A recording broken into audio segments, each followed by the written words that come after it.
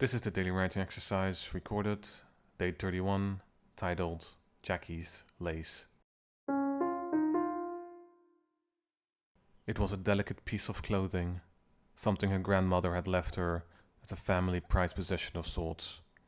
Something to wear on her wedding night, her grandmother had said. Jacky had not seen the humor in it.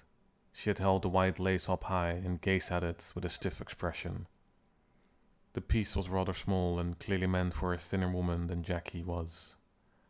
Jacky could not help but feel it was some backhanded way for her grandmother to mention her weight.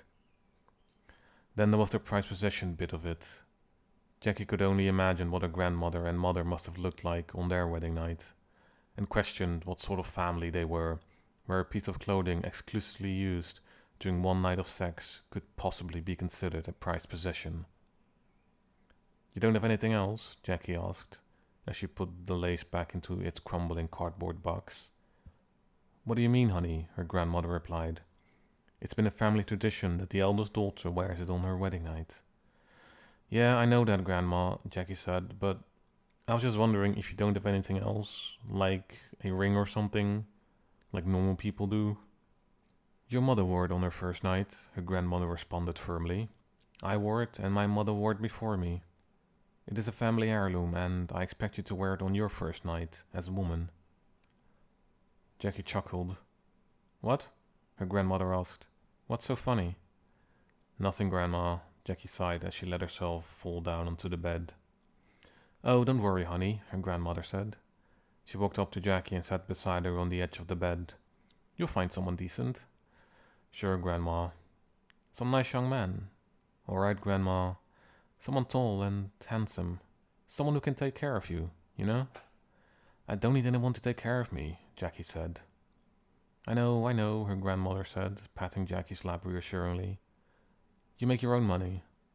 "A lot of it, apparently, with this internet thing. I don't really understand all of it." Jacky sighed. Her grandmother would indeed understand. Neither would her mother, really. It was not the sort of thing she could show anyone she knew. But it made her money, and Jacky was happy to do it. "But," her grandmother continued, "you can't deny it does sometimes feel good to have someone take care of you." Jacky could indeed not deny it. "I guess," she said. "I'm not asking you for any grandchildren. I just want you to be happy. Although, I wouldn't mind—" "Grandma!" Jacky cried out with a long yawn.